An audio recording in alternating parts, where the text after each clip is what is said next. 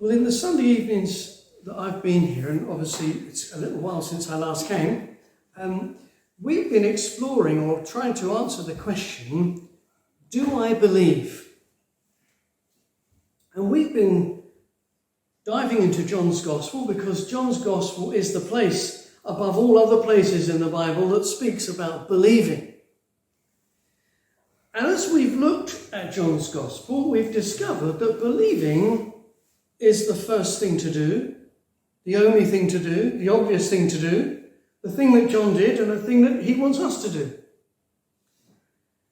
We've seen that believing is the key ingredient of being a Christian. And we've seen that believing really relates to Jesus of Nazareth and his identity, who he is, the Christ, the Son of God, the I Am. We saw also that the evidence about Jesus is important and helpful, but is not actually absolutely necessary in order to believe.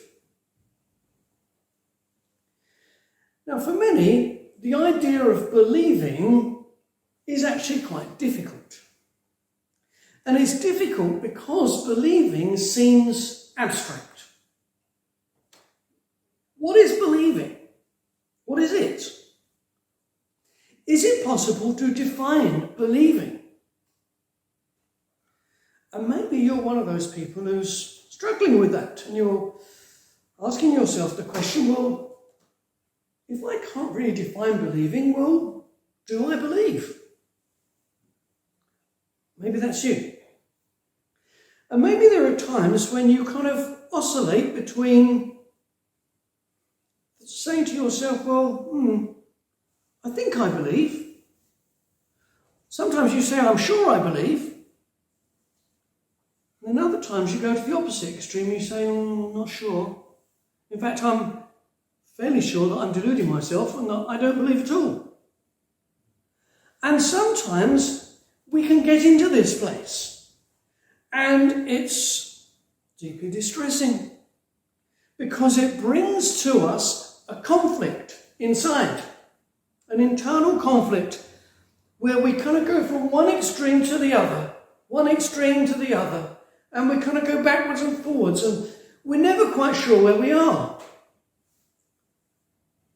And it's mentally exhausting, it's spiritually exhausting, and it kind of leaves us shattered. Maybe that's you. Do I believe? Do I really believe? Well, sometimes it's helpful when we're considering something that we're not quite sure about to approach it from a different angle, to come at it from a different direction. And we can do that when it comes to believing. We can come at it by asking the question, what does believing actually look like in practice? What is the evidence that somebody believes? Now, John, in his gospel, is very helpful when it comes to this. And one of the things he does, I know this is a little bit technical, but I hope it's helpful to you. One of the things he does is he writes in parallel phrases. So he'll say phrase 1, then he'll say phrase 2. And the second phrase, although it's parallel to the first, is kind of slightly offset.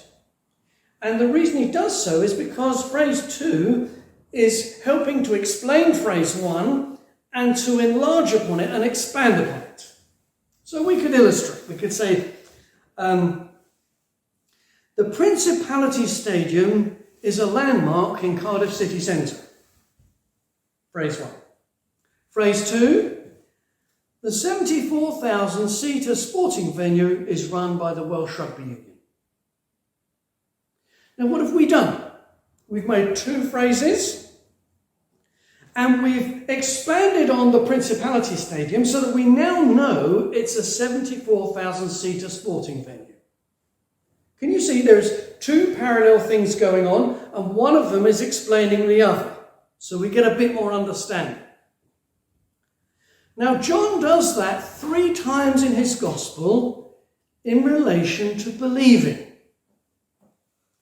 And it helps us to understand what believing is.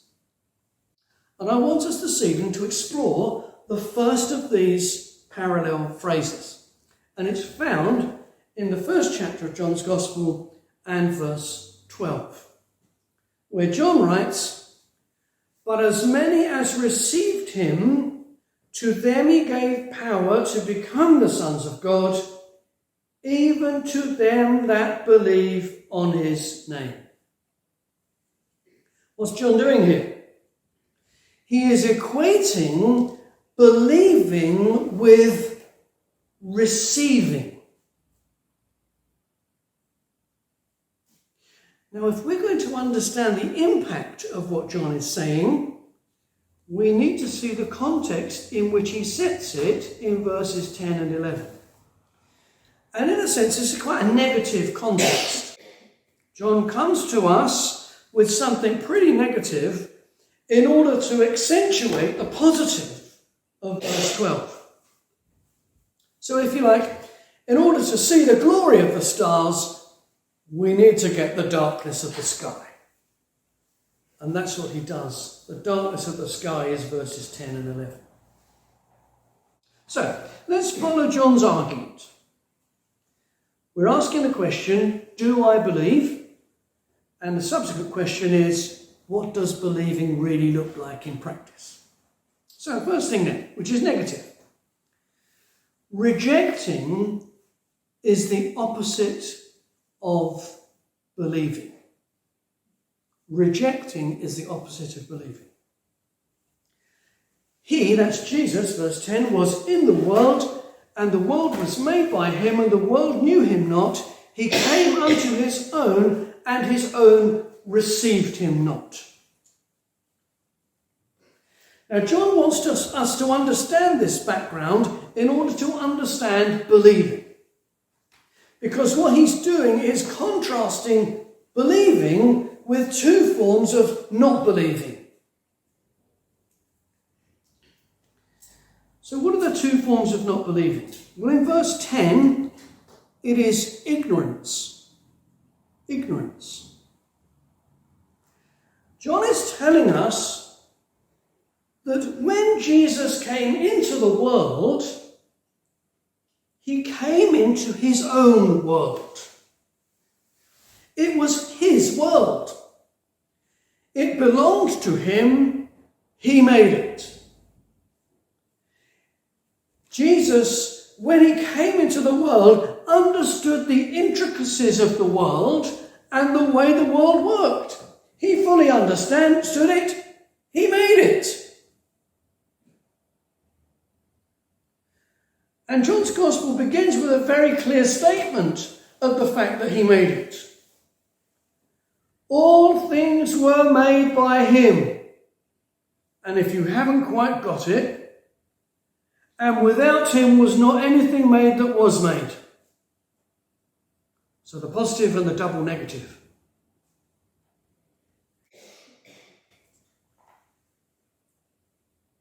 And this word that made all things became flesh.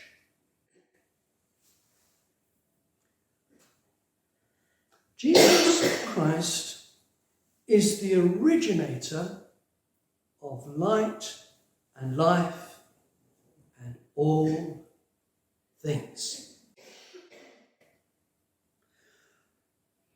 But when he came into the world, apart from a few shepherds, some old saints, and some wise men, the world didn't recognize his coming. The world didn't notice that he'd arrived. His incarnation does not seem to have registered on the consciousness of the world. The world, as John tells us, did not know him. Terrible. What a terrible thing that he should come to his world. And the world didn't know him. It didn't register.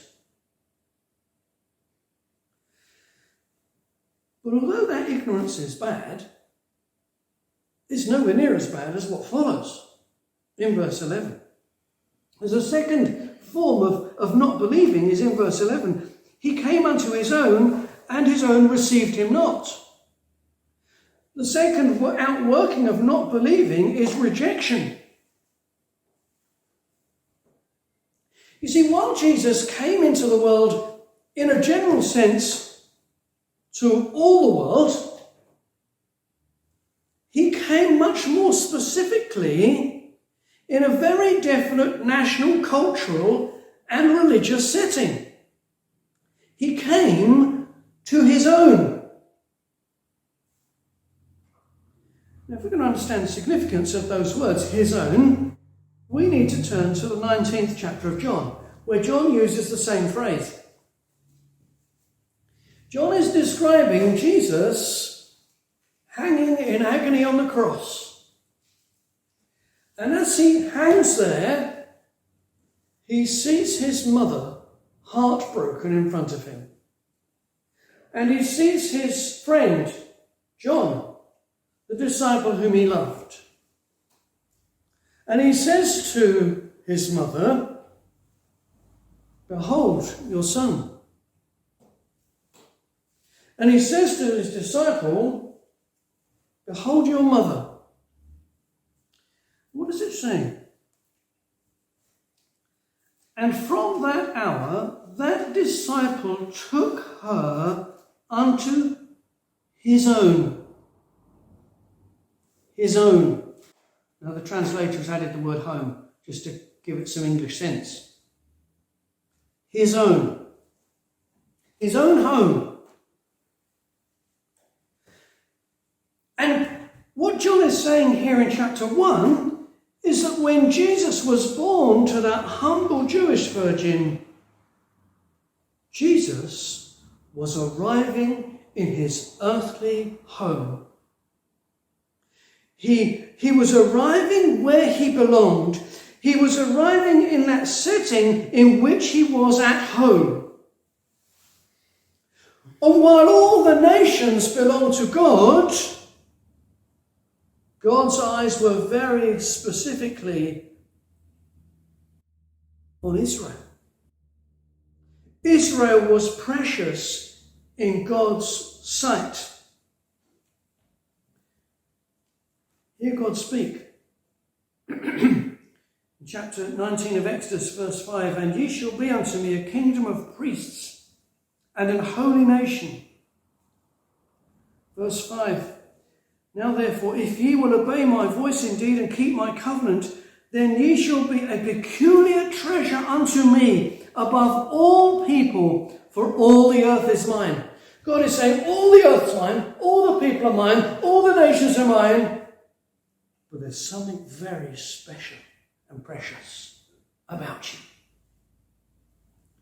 God says the same in Deuteronomy. "For thou art an holy people unto the Lord thy God. The Lord thy God hath chosen thee to be a special people unto himself above all people that are upon the face of the earth." That's it. The Jewish nation were a special people to God. Why?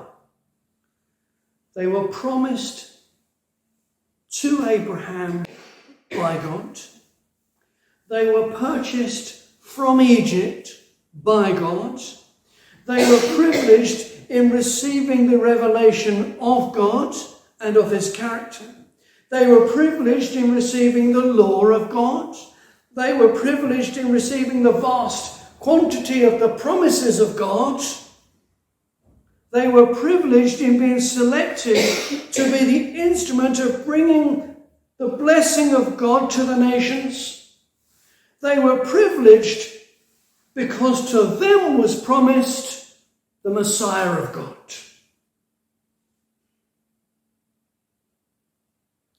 when Jesus came, he was coming to his people. Yes, the land was his, the hills were his, the valleys were his, the cities were his, the temple was his, but the people were his. They were his kith and kin, they were his brethren, they were his own. He came unto his own, and his own received him not. It wasn't that they didn't know him. It wasn't that they were ignorant. Remember when he was born. The wise men come from the east. Where is he that's born King of the Jews? Herod say, hey, what's this? What's going on? Somebody born King of the Jews? Where's that then? Quickly, call those priests in. Get them here. Where's the Christ to be born? He knew what it meant. Where's the Christ to be born? They said, Bethlehem. But they never went looking for him. It was only like going from here to Aberfan. But they never went to find him. He came unto his own, and his own received him not. They never welcomed him home. Instead, Herod sent soldiers to kill him. Despite all the privileges, all the promises, despite the fact that they belonged to him, they rejected him utterly and completely. And you can hear just how completely they rejected him when they say, no, not this man, but Barabbas. Crucify him. Shame on them. Shame on them. He came to his own, and his own received him not. They were in such much a better place than the rest of the world. They had all these promises. They knew so much. But they didn't want him. They rejected him. They did not believe him. Now, this has implications for us. First is this. It's difficult for the world to believe Jesus if it doesn't know the facts. Ignorance of Jesus is an eternal disaster.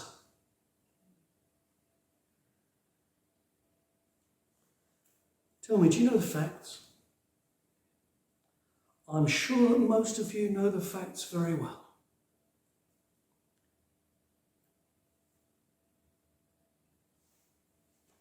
But have you rejected him?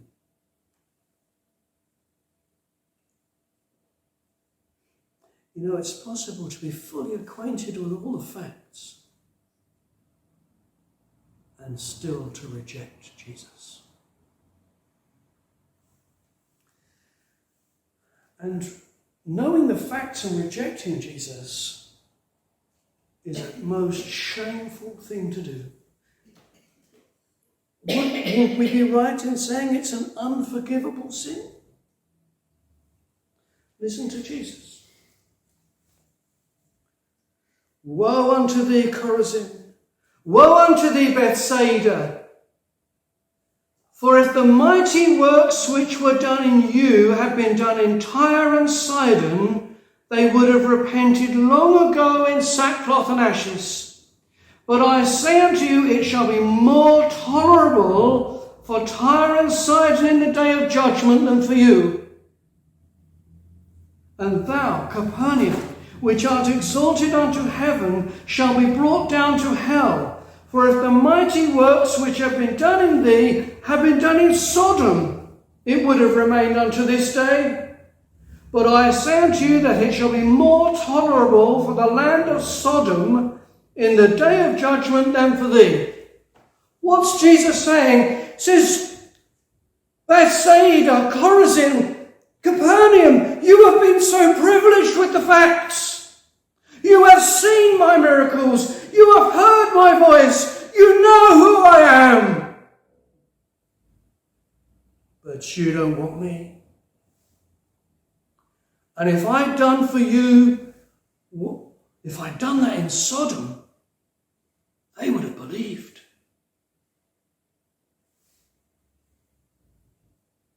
Rejecting Jesus while knowing the facts is a most terrible thing to do. We will bear that guilt forever. Rejecting Jesus is a sure sign that we do not believe him. We might appreciate what he said. We might know what he said. We might consider his words to be amazing. We might look at his life and go, wow, I wish I could live like that. We might read of his death and be moved by it. We might see his resurrection and say, well, that is simply astounding, and still reject him. Because actually, we don't believe him. So that's the first point. I know it's very negative, but we need to understand that before we flip the coin and look at the other side. So let's do that. So we've said that rejecting is the opposite of believing. Now we need to see, verse 12, that receiving is the essence of believing. Receiving is the essence of believing. Let's read verse 12 carefully. But as many as received him, Jesus, to them he, Jesus, gave power to become the sons of God, even to them that believe on his name. What's he saying? He's saying that to receive Jesus is to believe on his name. Receiving is believing. Believing is receiving.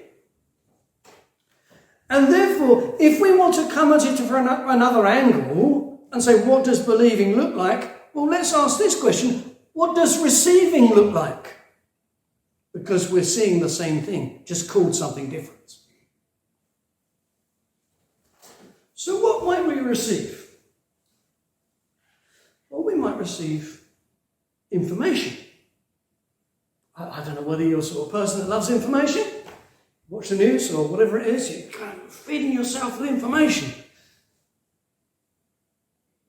Yeah, but Jesus came to bring information of an entirely different nature and on a different level. Jesus came with the words of the Father.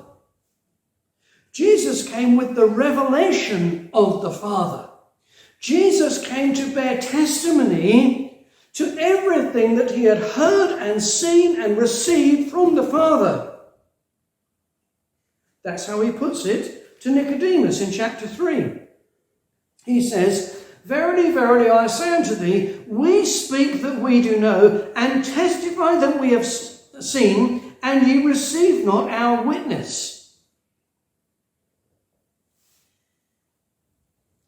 And then later on in the same chapter, and what he hath seen and heard, that he testifieth, and no man receiveth his testimony. He that hath received his testimony hath set to his seal that God is true. We can receive information. Now, I don't know whether any of you have ever been on jury service. I don't know. I don't know whether I'm fortunate or not to have never done it. But somebody who's working for me is about to go on jury service. And what do you do as a juror? Well, you sit there and you weigh up the testimony. You weigh up the witness. You weigh up the information that you are receiving. And you might say, well, this witness, I'm not quite sure I'd get by that, but this witness, none of that makes sense. And to receive the witness is to accept that this witness is true and accurate. It's an accurate account of what actually happened. It's to believe it. It's to assent to it. And Jesus comes as a witness, to bear witness to the Father.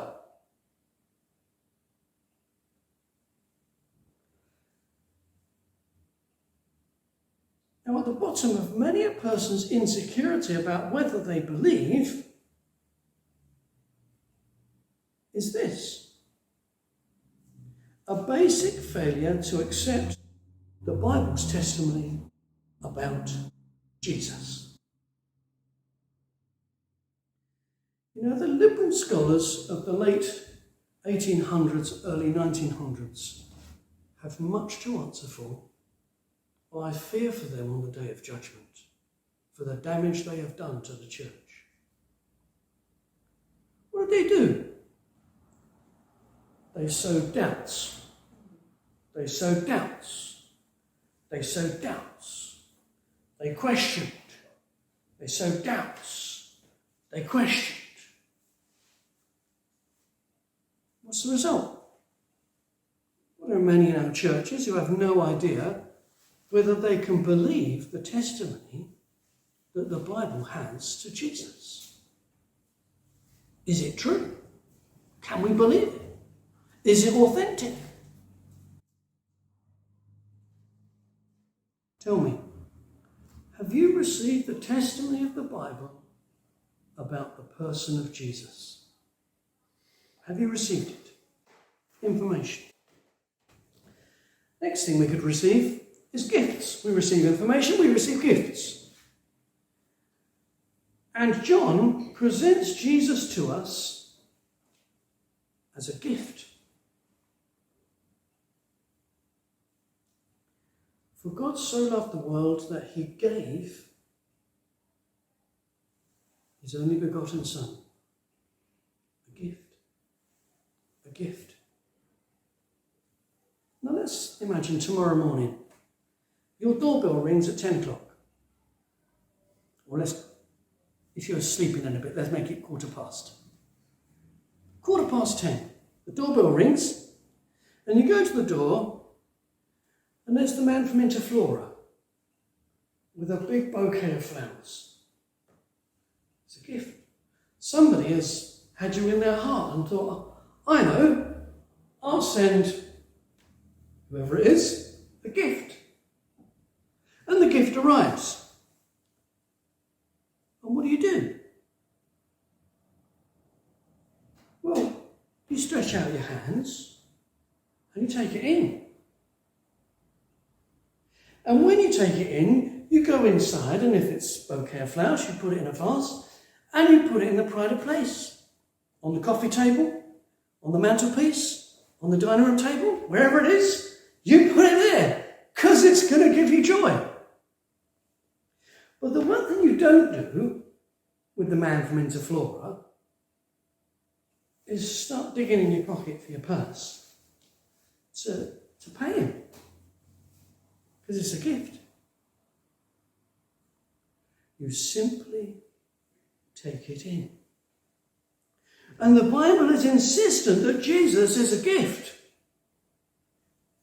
Listen to Paul.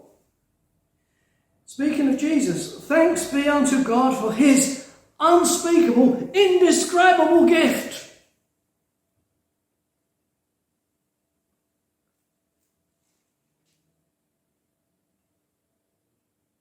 I live by the faith of the Son of God who loved me and gave himself for me. That's why we sung that hymn. Blessed be God our God, who gave for us his well-beloved Son, the gift of gifts, all other gifts in one. Blessed be God our God. Jesus. Jesus is God's gift to us. Do you believe him? Well, have you received him? Have you taken him? With open arms, say, Jesus, yes. I'll have you. Listen, you can't believe Jesus and leave him on the doorstep. You can't believe Jesus and go back inside without him. If you've never done it before, my friends, stretch out your hands and receive Jesus into your soul. That is believing. Don't try to pay for him. You'll never afford it. Even if you had King Charles' wealth, you couldn't afford it. Don't try to deserve him. You'll never deserve him. He is God's gift. Take him in, and put him in the pride of place in your heart. To believe Jesus is to take him in. But what else might we take in? We're taking information, we're taking gifts. Sometimes we take in people. Now, later on in John's Gospel, we see the disciples. They're out on the boat and the wind is blowing and it's kind of hard work getting to where they want to go. And Jesus comes walking to them on the water and they're afraid. They think they've seen a ghost. Jesus says, don't be afraid, it's me. It's all right, it's me. Don't worry, it's me. What's it saying? They willingly received him into the ship. That's what they did. Come on then, Lord, get in. Don't keep walking on there. Get in, come on. Come in, join us. They received him. Now imagine tonight, you go home from the chapel and there's a knock on your door. Who's knocking on my door at this time of the night? And you look out, I don't know whether you've got one of those peepholes or you look out through the window and there's a friend that you haven't seen for years stood on your doorstep. They were passing by and they thought, oh, I know what, I'll just call in on them. And there they are. What are you going to do if you receive them? Well, you go to the door, you undo the catch, you take the chain off, you undo the bolt, whatever else you've got on the back of your door, I don't know. You undo it all, and you swing the door open, you say, come in, come in, come in. Come on, make yourself at home. Sit down in the best chair. Just here. Sit. What can I get you to eat? What can I get you to drink? Come in. You make them at home. How's it going, you say? What's the news? And that's what Jesus does to us. He comes knocking on our door. He does it to us as individuals. He does it to us as churches. Behold, I stand at the door and knock. If any man hear my voice and open the door, I will come into him and sup with him, and he with me. Believing Jesus is to open the door to him. It's to welcome him in. Listen, if you hear Jesus knocking, you can't believe and hide behind the curtains pretending he's a Jehovah's Witness. No. You must open the door and say, come in, Lord. Come in.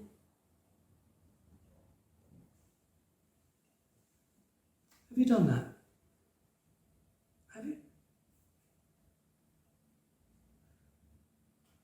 Maybe you said, you know what? When you put it like that,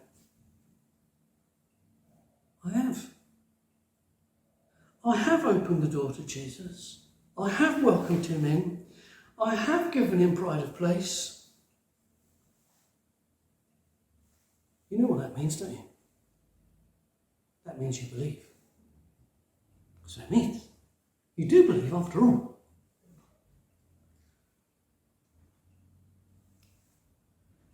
you've never done that. Yes, you know, but you kind of kept him at arm's length, kind of over there. You feel safe while Jesus is over there. Yeah, you know, you can see, you admire him, everything else, but just stay over there. That's not believing. Not believing. You can't be standoffish with Jesus and believe him. And your heart will never be happy when you keep him at arm's length. Listen, my friend. Open the door to Jesus Christ. Say, Lord, come in, come in. Tell him that all is his. Tell him to come in. Tell him to be at home. Treat him like the royalty that he is. Make everything available to him. Say, Lord, it's all yours. Do you believe? Let's put it another way. Have you received him? Because believing is receiving.